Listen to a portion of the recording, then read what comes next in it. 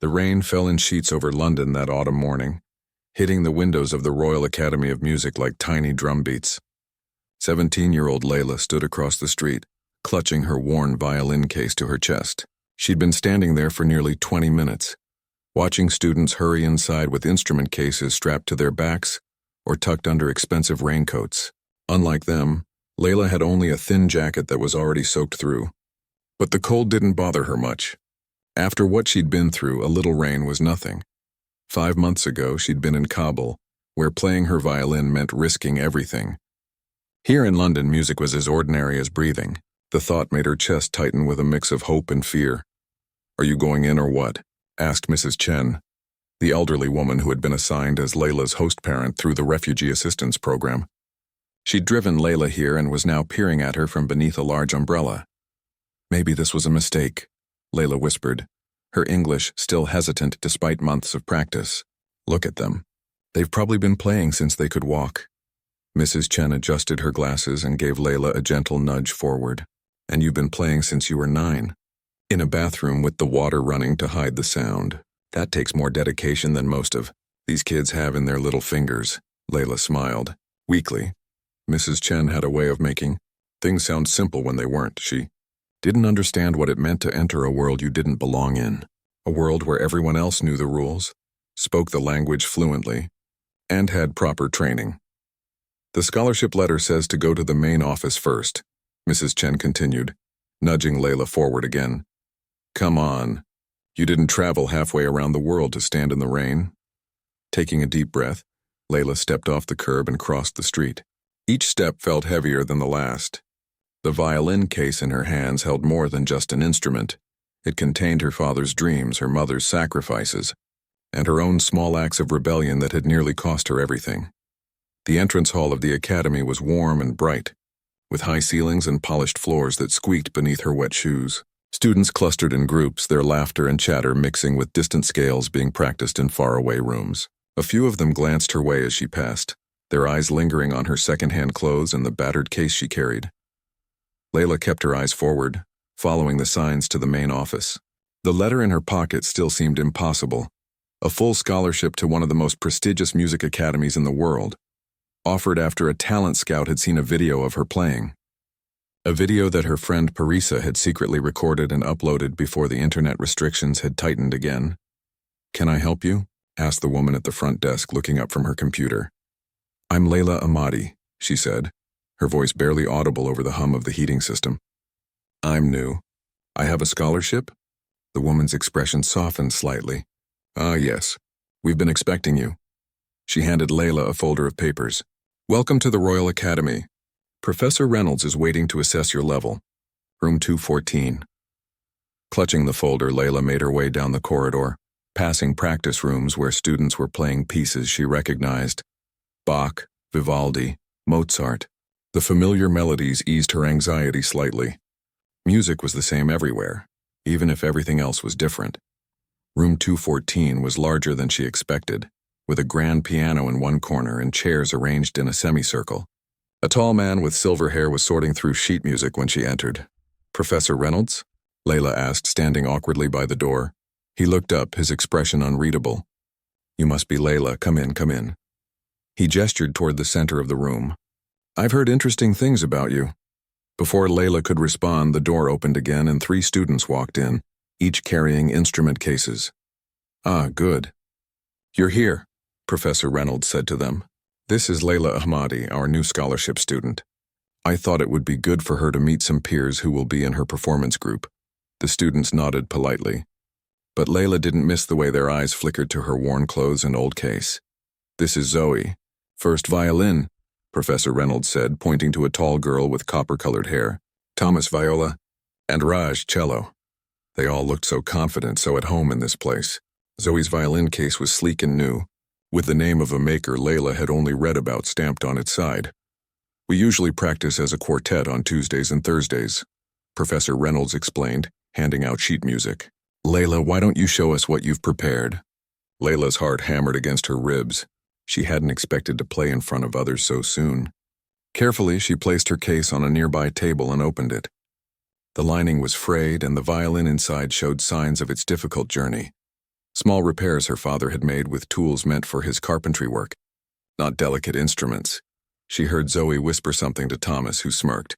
Crutch at least had the decency to look embarrassed for her. "That's quite an unusual instrument," Professor Reynolds said diplomatically. "Where did you get it?" Layla ran her fingers over the worn wood. "It was my grandfather's. He bought it in the 1970s before everything changed in Afghanistan." The room fell silent at the mention of her home country. Layla knew what they were thinking: war, refugees, terrorism. All the things that made the news. Not music. Never music. "Well," Professor Reynolds said after a moment, "let's hear what you can do with it." Layla positioned the violin under her chin, feeling the familiar groove where it had rested thousands of times before. She closed her eyes, shutting out the fancy room, the watching eyes, the whispers. In her mind, she was back in the tiny bathroom of their Kabul apartment, the water running to mask the sound as she played by the light of a single bulb. "Which piece will you be playing?" Professor Reynolds asked, pen poised over his notebook. "Vivaldi's Winter," Layla replied. "The first movement." Zoe raised an eyebrow. "That's quite challenging," she said, her tone suggesting doubt. Layla nodded but said nothing. She had taught herself the piece by watching videos on a borrowed phone during brief moments of internet access. She had memorized it note by note, having no sheet music to follow. As she raised her bow, Thomas whispered something to Zoe that made them both stifle laughter. Raj shot them a disapproving look.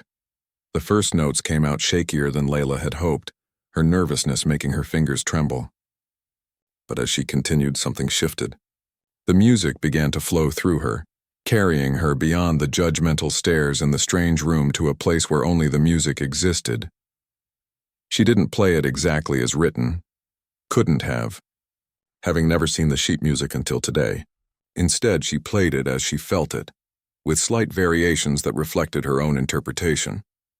In some places, she incorporated techniques she'd learned from traditional Afghan music, creating a unique fusion that wasn't quite classical, wasn't quite folk, but somehow worked. When she finished, she opened her eyes to find all four of them staring at her. Professor Reynolds's pen was frozen above his notebook, and even Zoe looked surprised. "That was," Professor Reynolds began, then paused as if searching for the right word. "Unorthodox. Is that bad?" Layla asked, suddenly aware again of how out of place she was. "Not necessarily," he replied, making a few notes. "Your technique needs refinement, certainly. But there's something interesting in your interpretation. Raw talent that can be shaped." Thomas and Zoe exchanged glances that Layla couldn't quite read. Raj, however, smiled at her. A genuine smile that made her feel, for the first time since arriving, that maybe she wasn't completely unwelcome. "We'll need to work on your form," Professor Reynolds continued. "And you'll need to learn to read music properly if you've been playing by ear. But there's potential." Potential. It wasn't exactly praise, but it wasn't rejection either. Layla carefully placed the violin back in its case, aware of the others watching her every move. "Zoe, why don't you show Layla around the academy?" Professor Reynolds suggested. "Get her acquainted with the practice rooms and the schedule. The rest of you can go prepare for Thursday's session." Zoe's smile tightened slightly, but she nodded. "Of course, Professor." As they left the room, Layla could feel the weight of her difference pressing down on her shoulders again. She didn't belong here among these polished students with their perfect English and expensive instruments, but she had nowhere else to go. This scholarship was her only chance at a future that included music, the one thing that had kept her spirit alive during the darkest days back home. "So," Zoe said as they walked down the corridor, her tone carefully neutral, "how did you learn to play like that?" Layla hesitated. How could she explain the years of secret practice? The recordings her father had smuggled home? The constant fear of being discovered? "However I could," she finally answered. Zoe nodded slowly, studying Layla with new interest. "Well, you're going to have to learn to play by the book now. That's how things work here." "I know," Layla said quietly. "I'm willing to learn." As they continued the tour, passing practice rooms and lecture halls, Layla caught glimpses of the life she might have here. Challenging, certainly, but full of music played freely, without fear. Whether she would ever truly fit in remained to be seen, but for now she had taken the first step. She had played her violin and they had listened. That was enough for today. Tomorrow would bring its own challenges, but she would face them the same way she had faced everything else, one note at a time. 3 weeks had passed since Layla's first day at the Royal Academy of Music, and while the building no longer felt like a maze, she still felt like an outsider. Every morning, she'd wake before sunrise in Mrs. Chen's small apartment, practice for an hour, then take 2 buses to reach the academy. By the time most students were just rolling out of bed, Layla had already put in more work than some did all day. The practice rooms became her sanctuary. While other students gathered in the cafeteria during lunch breaks, swapping stories about weekend parties and family vacations, Layla would slip away to the smallest practice room at the end of the east corridor. There, surrounded by nothing but her music and the faded yellow walls, she could almost forget how different she was from everyone else. Almost. "You're holding it wrong again," Zoe said during their Tuesday quartet practice. She'd been assigned as Layla's student mentor, a role she seemed to find more irritating with each passing day. "Honestly, I don't understand how you've been playing for years and still hold the bow like that." Layla adjusted her grip without comment. She'd learned quickly that defending her self-taught methods only made things worse. Instead, she tried to absorb everything she was being taught, even when it felt strange and uncomfortable. "Better." Professor Reynolds nodded from his spot by the piano. "Now let's try that passage again from measure 42.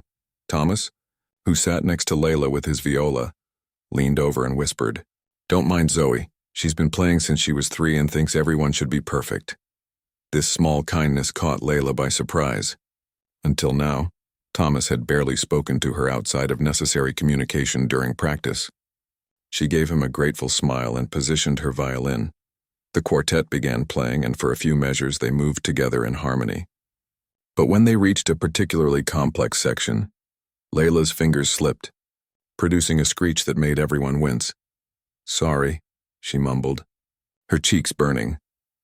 "Perhaps we should take a break," Professor Reynolds suggested, checking his watch. "There's an open practice session in the main hall in 15 minutes. First years are encouraged to attend."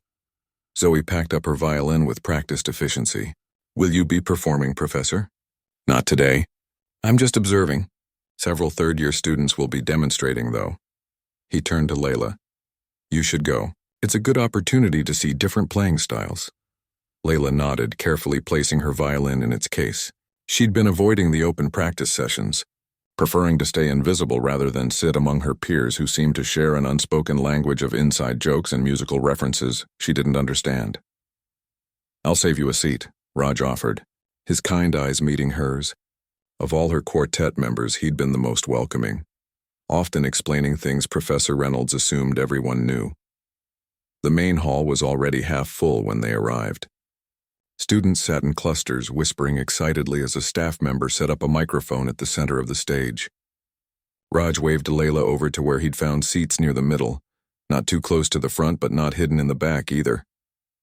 "Have you been to one of these before?" he asked as she sat down. Layla shook her head. "I've been practicing during lunch. Every day?" Raj looked surprised. "I have a lot to catch up on," she replied simply. Before Raj could respond, the hall fell quiet as Professor Daniels, the head of the strings department, stepped onto the stage. "Welcome to this week's open practice," she announced. "Today we have several of our advanced students who will demonstrate techniques we've been working on in master classes. After each performance, we'll open the floor for questions and brief discussions." The first performer was a cellist who played a piece by Bach with such technical precision that Layla found herself leaning forward in her seat, trying to memorize every movement of his fingers. The second was a violist who performed a contemporary piece full of unusual harmonics that made Layla's skin tingle. "Next, we have Harrison Wells' third-year violin," Professor Daniels announced. A tall boy with carefully styled blonde hair took the stage, his designer clothes and confident smile marking him as someone who had never questioned his place in this world. His violin case was made of polished carbon fiber, a model Layla had only seen in magazines. Harrison played a complex piece that showcased his impressive technical skills. His fingers flew across the strings with practiced ease, each note perfect and precise. When he finished, the applause was enthusiastic. "Excellent demonstration of the Paganini technique we discussed last week." Professor Daniels nodded approvingly. "Any questions from our first years?" A girl in the front row raised her hand. "How long did it take you to master that final section?" Harrison smiled, adjusting his collar. "Not long. It's all about proper training from the beginning. My instructor at Juilliard's pre-college, Program always said that technique becomes muscle memory if you start young enough. His gaze swept the audience and paused when it reached Layla. A flicker of recognition crossed his face. He'd seen her practicing. Alone during lunch hours. Of course, he added. It's nearly impossible to develop proper technique if you start too late or with the wrong foundation. Some skills simply can't be learned if you miss that critical window. Though he wasn't looking directly at her anymore, Layla felt the sting of his words. Everyone knew her story by now. The refugee who had taught herself to play in secret. It had become a topic of whispered conversation whenever she entered a room. "Thank you, Harrison," Professor Daniel said. "We have time for one more performer before the break. Any volunteers?" The hall was quiet. Most first years were too intimidated to play after the demonstrations they'd just witnessed. "Come on," Professor Daniels encouraged. "This is a safe space to practice and receive feedback." "It doesn't have to be perfect," Harrison smirked. "Maybe our scholarship student would like to show us what she's been working on so diligently during lunch hours. I've heard she has a unique approach." All eyes turned to Layla. Her heart hammered in her chest as she felt the weight of their stares. "I don't think," she began quietly. "Actually, that's a wonderful idea," Professor Reynolds interrupted. Having slipped into the hall during the performances, Layla has been working on a fascinating interpretation of Vivaldi. "I think everyone would benefit from hearing it." Trapped, Layla slowly stood. Raj gave her arm a supportive squeeze as she passed him, violin case clutched tightly in her hands.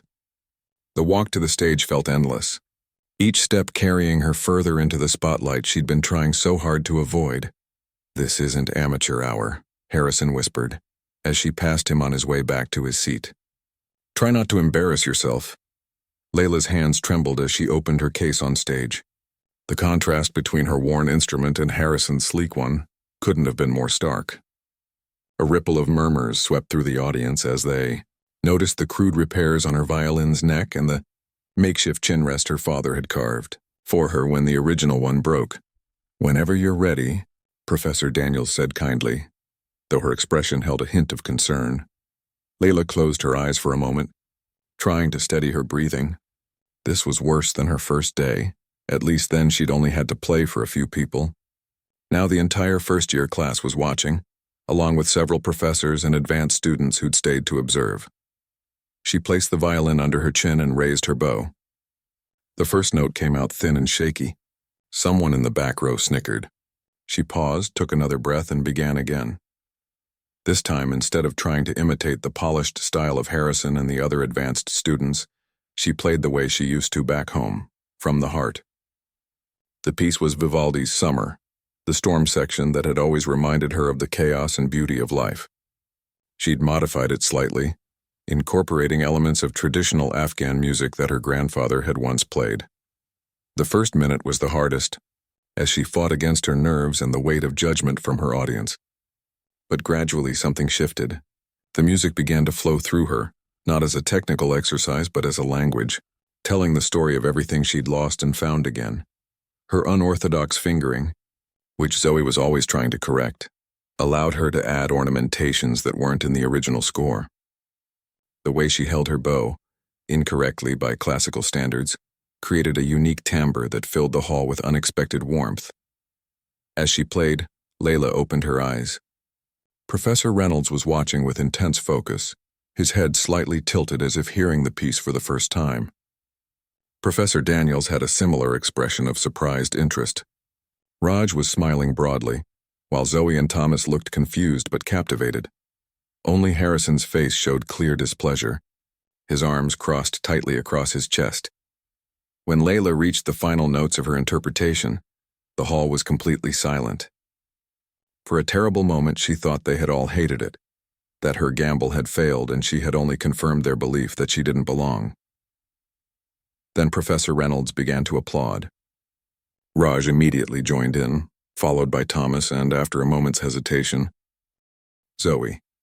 Soon the entire hall was filled with applause, with a few students even rising to their feet.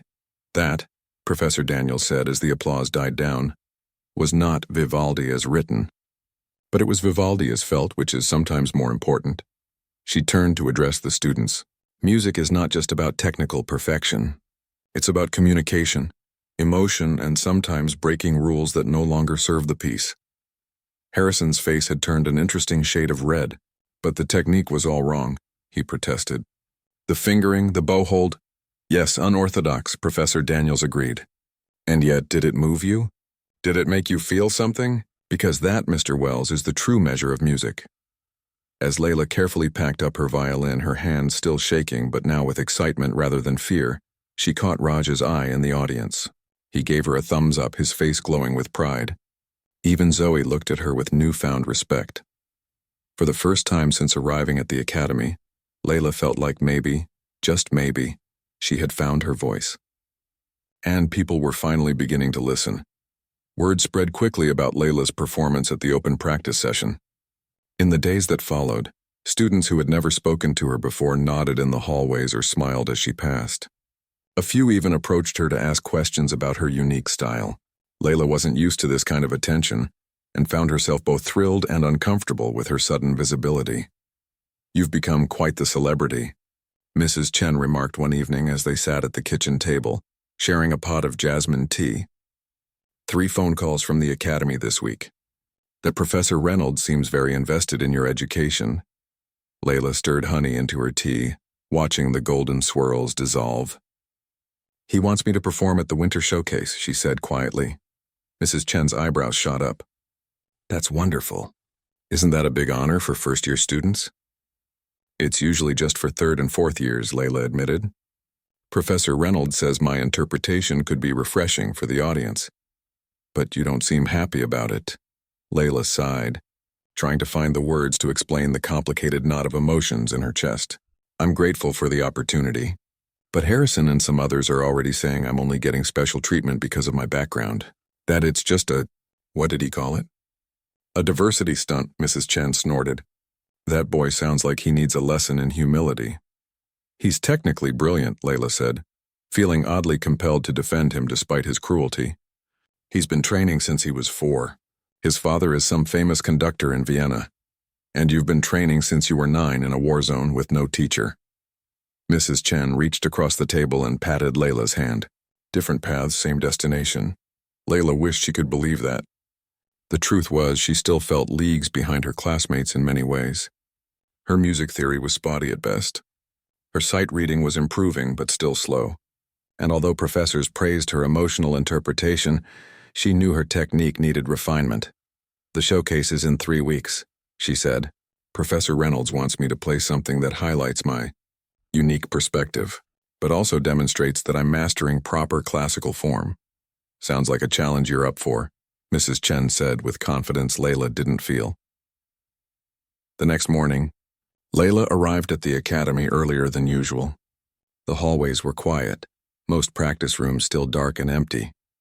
She slipped into her favorite spot at the end of the east corridor and unpacked her violin. For an hour, she worked on the piece she was considering for the showcase, a Bach partita with subtle modifications that incorporated melodic patterns from traditional Afghan music. The fusion felt natural to her, like a conversation between her past and present. She was so absorbed in her playing that she didn't notice the door opening. Until a voice broke her concentration. "That's not how Bach is supposed to sound." Layla turned to find Harrison leaning against the doorframe, arms crossed over his chest. "I wasn't aware you were the authority on Bach," she replied, surprising herself with her boldness. Harrison stepped into the room uninvited. "I've been playing Bach since before I could read. Trust me, what you're doing would make him roll over in his grave." Layla carefully lowered her violin. She'd been expecting this confrontation ever since the open practice session. When Harrison's face had burned with humiliation as everyone applauded her unconventional performance. "What do you want, Harrison?" He paced the small room, examining her worn music stand with a dismissive glance. "I want to understand why everyone's so impressed by your little refugee story. Playing in bathrooms with the water running? Learning from YouTube videos? It's a nice tale, but it doesn't change the fact that your technique is fundamentally flawed." His words stung, but Layla kept her expression neutral. "I never claimed to be technically perfect." "Yet you're performing at the winter showcase," Harrison said, his voice sharp with resentment. "A spot that should have gone to someone who's actually earned it through years of proper training." "I didn't ask for the spot." But you didn't turn it down either, did you? Harrison stepped closer, towering over her. Let me give you some advice. People are fascinated by you right now because you're different, exotic, but novelty wears off quickly in this world. When it does, all that's left is skill, real skill, built on proper foundations. Layla stood her ground, though her heart was racing. Thank you for your concern, she said coolly. Now, if you don't mind, I'd like to continue practicing. Harrison laughed, but there was no warmth in it. By all means, keep playing your twisted version of Bach. Just don't be surprised when the real musicians eventually see through the act. After he left, Layla sat motionless for several minutes, his words echoing in her head. Part of her feared he was right, that her success so far had been more about her unusual story than her actual talent. That once the novelty wore off, she would be exposed as the imposter she sometimes felt like. She was still sitting there, lost in thought, when Raj appeared in the doorway. Hey, he said gently, everything okay? I passed Harrison in the hall and he had that look he gets when he's been particularly nasty. Layla managed a small smile. I'm fine. Just thinking about the showcase. Raj entered and sat on the spare chair in the corner. What are you playing? I was working on Bach, but now... She trailed off, uncertain. But now Harrison has made you doubt yourself. Raj finished for her. His insight didn't surprise her. In the weeks they'd been practicing together, he'd shown an uncanny ability to read her moods. Maybe he's right, Layla said softly. Maybe I'm just a novelty act. Raj shook his head firmly. That's nonsense. You've got something most of us don't. A genuine voice. Half the students here can play Bach perfectly, just like their teachers taught them, but no one plays like you do. His words warmed her, but doubt still lingered. What if that's not enough? Why don't we find out? Raj stood and pulled his cello case from where he'd left it by the door. Play the piece you're working on. The real version. The one that feels right to you, not what you think others want to hear. For the next hour, they experimented together. Raj was a classically trained cellist, but he had an open mind and genuine curiosity about Layla's approach. He asked questions about the Afghan musical elements she incorporated, tried to match her unusual ornamentations, and even suggested places where her innovations could be pushed further. By the time other students began arriving for morning classes, something new had taken shape between them, a piece that honored Bach's structure while breathing fresh life into it through Layla's cultural perspective. This, Raj said as they packed up their instruments, is what you should play at the showcase. But it's not a solo piece anymore, Layla pointed out. Raj grinned. So we'll ask Professor Reynolds if we can perform together. The worst he can say is no. To their surprise, Professor Reynolds didn't say no. In fact, when they played their experimental arrangement for him later that day, he was visibly excited. This is exactly what I was hoping for, he told Layla. You're not abandoning your unique voice, but you're also showing that you can work within classical structures and collaborate with traditionally trained musicians. He turned to Raj. And you, young man, are showing remarkable flexibility for someone with your background. The next 3 weeks were a whirlwind of intense practice sessions. As word spread about their unusual collaboration, other students became curious. Thomas asked if he could sit in on one of their rehearsals, and soon after requested to join with his viola. Even Zoe eventually approached them, her usual reserve softened by genuine interest in what they were creating. I don't understand half of what you're doing, she admitted to Layla after one particularly productive session, but it sounds gun alive, like hearing Bach for the first time again. The night of the showcase arrived with a flurry of nerves and excitement. The Academy's concert hall was filled with faculty, students, and distinguished guests from London's music scene. Layla peeked through the curtains and immediately regretted it. She had never played for so many people before. Breathe, Raj whispered, appearing beside her backstage. He was dressed in formal black, his cello already tuned and waiting. Remember why we're doing this? Layla nodded, smoothing the borrowed concert dress Mrs. Chen had helped her find at a second-hand shop. It wasn't as fancy as what the other performers wore, but it was elegant in its simplicity. Our unusual quartet, Professor Reynolds said, joining them with Thomas and Zoe. Are we ready to shake things up a bit? Harrison's performance came just before theirs, a technically flawless rendition of Paganini that drew enthusiastic applause. As he exited the stage, He passed Layla without acknowledgement, his chin held high. And now, the announcer's voice rang out. We have a special collaborative performance. First-year student Layla Ahmadi, alongside Raj Patel, Zoe Liu, and Thomas Nowak, presenting their original arrangement of Bach's Partita in D minor.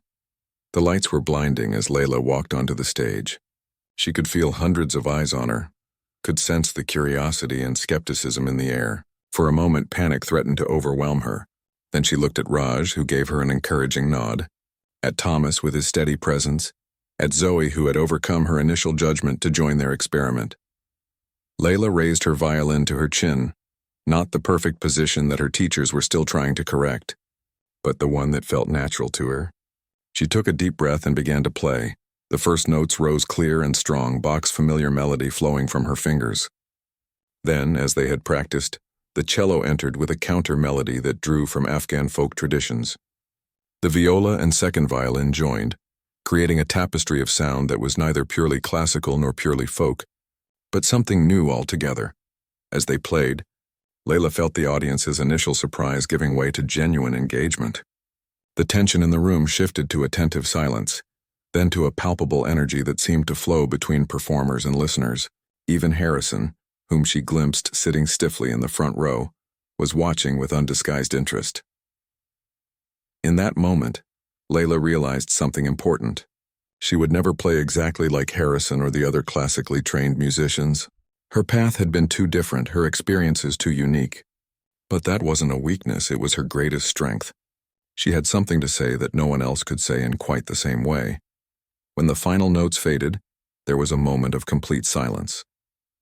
Then the applause began, tentative at first, then building to a roar that took Layla by surprise. She looked at her quartet members, saw the same wonder reflected in their faces. They had done it. They had broken the rules and created something beautiful in the breaking. As they took their bows, Layla caught sight of Mrs. Chen in the audience, clapping with undisguised pride. Next to her sat Professor Daniels, the head of strings, nodding with thoughtful appreciation. The message was clear. Layla belonged here after all, not despite her differences, but because of them. The success of the winter showcase changed everything. By the next morning, Layla and her quartet were the talk of the academy. Students who had previously ignored her now smiled in recognition as she passed them in the hallways. Professors who had seemed skeptical of her unconventional methods now watched her with curious interest. Even the academy's director had approached them after the performance, congratulating them on their bold reimagining of Bach. "You've started something," Professor Reynolds told them during their next practice session. His eyes were bright with excitement. "People are talking about fusion approaches, about bringing personal cultural elements into classical works. You've opened a door that many were afraid to walk through." Layla felt a strange mix of pride and unease at his words. She hadn't set out to start anything. She had simply played the way that felt true to her experience, the way her grandfather had taught her before everything changed.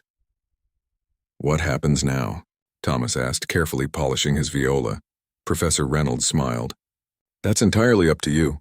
But I will say this, there's a spring concert series coming up. The programming committee is very interested in featuring your quartet." Zoe, who had been uncharacteristically quiet since the showcase, finally spoke up. "But we're just first years. The spring series usually features graduating students and alumni. Exceptional circumstances call for exceptions to the rules," Professor Reynolds replied. "Think about it. This could be an incredible opportunity." After he left, the four of them sat in stunned silence. "Are we really good enough for this?" Layla asked, voicing the doubt they were all feeling. Raj laughed. "Probably not. But we're interesting enough, and sometimes that matters more."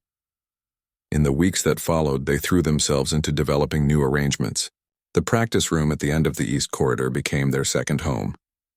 They experimented with bringing elements of Indian ragas from Raj's heritage, traditional Chinese folk melodies that Zoe's grandmother had sung to her as a child, and even hints of Eastern European fiddle music that Thomas had grown up with in his small Polish village.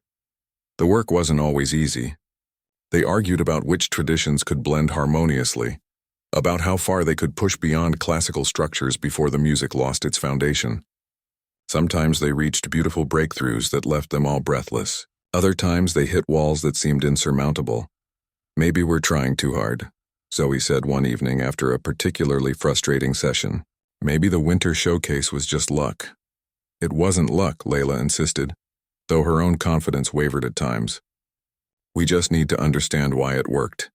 They decided to take a break from creating new material and instead analyze what had made their Bach arrangement so successful. This led them to the Academy's archive room, where they spent hours listening to recordings of different interpretations of the same pieces. Listen to this, Thomas said, playing them a scratchy recording from the 1920s. The ornamentation is so different from what we're taught now. And this one, Raj added, selecting a recording from Morocco. This oud player is interpreting Bach in ways that completely transform the piece, but you can still recognize the core melody. Gradually, they began to understand something profound. Classical music had never been as rigid as their training suggested. Throughout history, musicians had brought their own cultural perspectives and personal experiences to these compositions. What they were doing wasn't new. It was part of a long tradition of musical evolution. This realization freed them. Their rehearsals became more playful, more genuine. They stopped worrying about breaking rules and instead focused on creating music that moved them. One afternoon, as they were deep in practice, the door to their room swung open unexpectedly. Harrison stood in the doorway, his expression unreadable. The music stopped abruptly. "Can we help you?" Raj asked, his tone neutral but with an edge of protectiveness. Harrison hesitated, looking uncharacteristically uncertain. I heard you were working on Vivaldi for the spring series." "We are," Zoe confirmed cautiously. "The Four Seasons specifically," Thomas added. Harrison nodded. "I thought so." He paused, then said something none of them expected. "I've been studying some North Indian violin techniques that might work well with your approach to summer. If you're interested." The four of them exchanged surprised glances. Harrison, who had dismissed Layla's playing as novelty, who had insisted on classical purity above all else, was now offering to contribute to their experimental approach. "Why the change of heart?" Layla asked directly. Harrison's composure cracked slightly, revealing a flash of vulnerability. "After your performance, my father called. He's a traditionalist, as you know. I expected him to be horrified by what you'd done with Bach." "And he wasn't?" Thomas asked. "Quite the opposite. He said it reminded him of why he fell in love with music in the first place." Harrison's voice grew quieter. He said he'd forgotten that music is supposed to evolve, to breathe, to reflect the world around it. The room fell silent as they absorbed this. Finally, Layla gestured to an empty chair in the corner. "Show us what you've been studying," she said. That afternoon marked another turning point. Harrison wasn't immediately part of their quartet. That bond had been formed through months of shared struggle and discovery. But he became a collaborator, sometimes challenging their ideas but increasingly open to being challenged in return. As word spread about their rehearsals, other students began to appear at their practice room door. A flautist from Chile asked if she could sit in and maybe contribute some Andean influences. A pianist whose grandparents had fled Ukraine brought folk melodies that had been passed down through generations. A percussionist from Ghana introduced rhythmic patterns that transformed how they approached tempo and accent. What had begun as Layla's isolated struggle to find her place had grown into something larger than any of them had imagined. "We're going to need a bigger room," Thomas joked one day, as they squeezed yet another chair into their practice space. Professor Daniels, the head of strings who had defended Layla's unorthodox playing during the open practice session, provided the solution. She offered them the use of the small recital hall during evening hours when it wasn't otherwise booked. "What you're doing matters," she told them. "It deserves space to grow." The first time they gathered in the recital hall, nearly 20 students from different departments brought their instruments and their cultural perspectives. The cacophony of tuning gave way to something remarkable as they began to play together. Not perfectly, not without missteps, but with genuine curiosity and respect for each other's traditions. After one such session, as they were packing up their instruments, Layla found herself approached by a reporter from a local music magazine who had been invited by Professor Reynolds to observe. "I'd love to interview you," the reporter said. "Your story is fascinating. Growing up under a regime that forbade music, teaching yourself in secret. It's remarkable." Layla felt a familiar discomfort. She was tired of being defined by her past, of being seen as the refugee girl with the sad story, rather than as a musician in her own right. "Actually," she said carefully, "what we're doing here is about more than just my story. It's about all of our stories coming together." The reporter looked around at the diverse group of students still chatting and comparing notes on the evening session. "I see your point. Would you all be willing to talk about how this collaboration began?" That question led to a roundtable conversation that stretched late into the evening. As Layla listened to her friends share their perspectives, she was struck by a realization. Each of them had faced their own struggles with belonging, with balancing tradition and innovation, with honoring their roots while finding their own voices. Harrison, whose father's expectations had been both a blessing and a burden. Zoe, who had abandoned traditional Chinese music to pursue classical violin, only to realize she'd lost something precious in the process. Raj, caught between his family's spiritual traditions and his love for Western classical forms. Thomas, the first in his rural family to pursue music professionally, carrying the weight of their sacrifices. They weren't so different after all. When the reporter finally left, promising to send them a draft of the article before publication, the original quartet remained behind in the empty recital hall.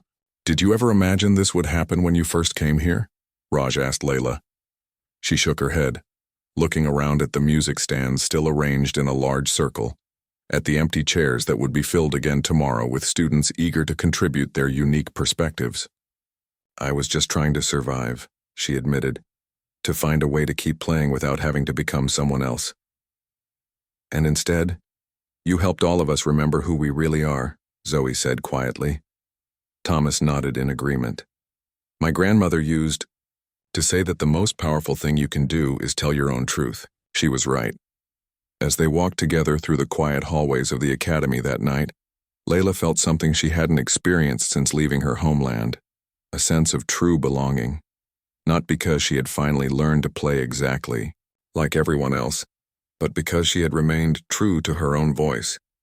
And in doing so, she had helped others find theirs. The path ahead wouldn't be easy. The spring concert series would bring critics who might not understand what they were trying to create.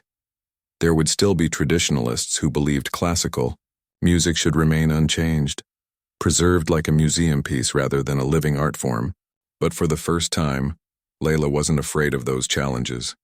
She had found her community, her purpose. And together, they were writing a new chapter in a very old story. The story of how music evolves, grows, and connects us across all the boundaries we create.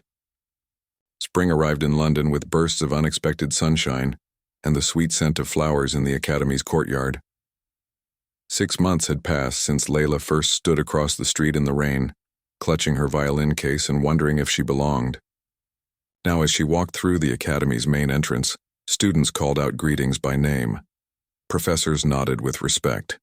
The place that had once felt so foreign now felt like a second home. "There you are," Raj said, falling into step beside her. "We were supposed to meet the journalist at 9. The article about their multicultural music project had been published 2 months ago, generating more attention than any of them had expected.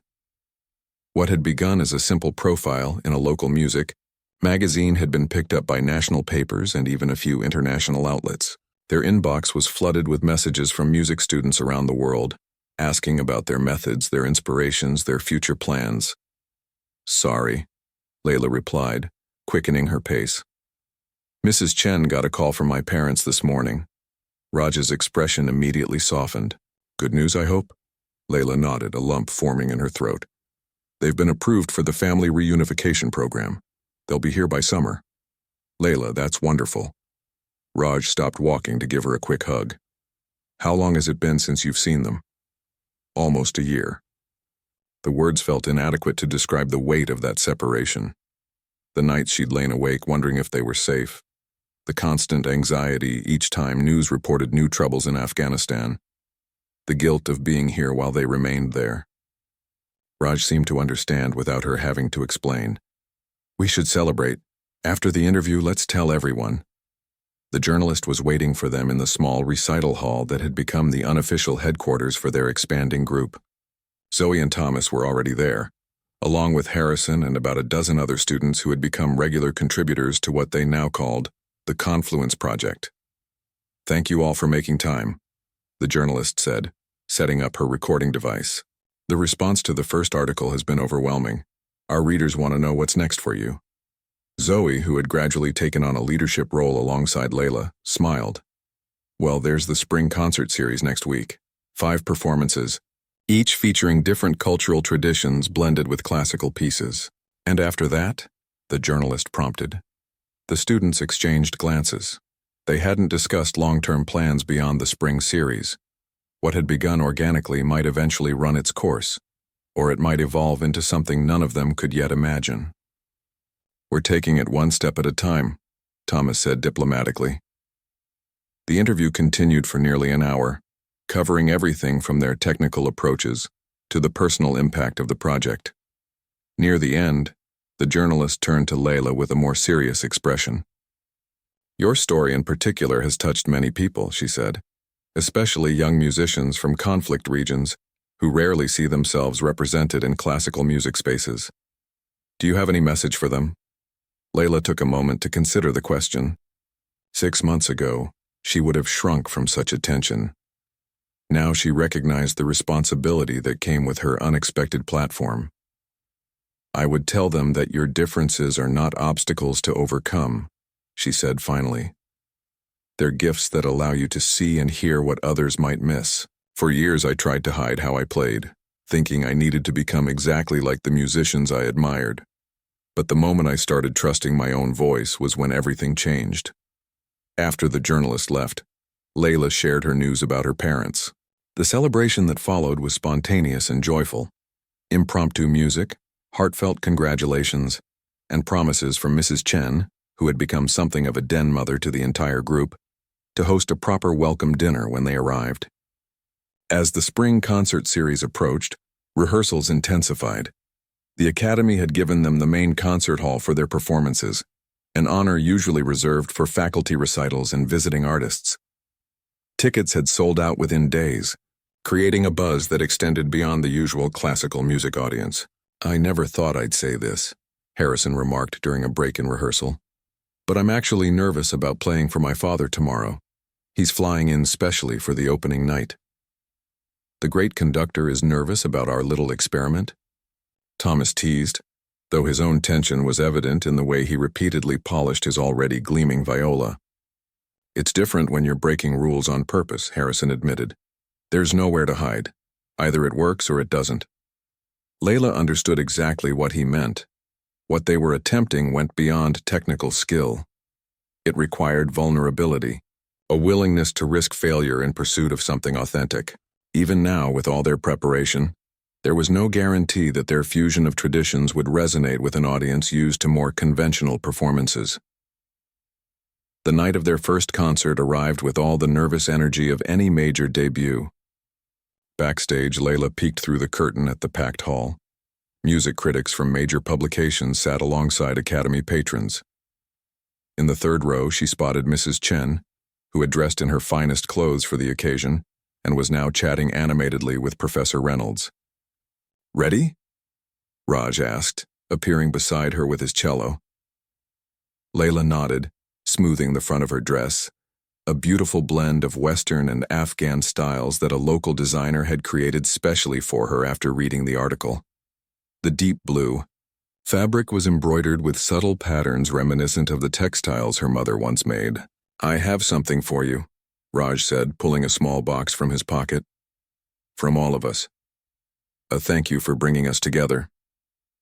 Inside the box was a delicate silver pin shaped like a bridge, with musical notes flowing across it.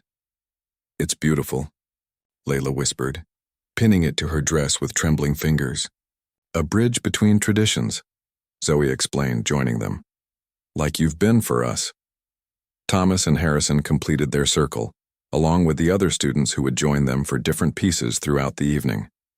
They stood together, in silence for a moment, each lost in their own thoughts about the journey that had brought them here.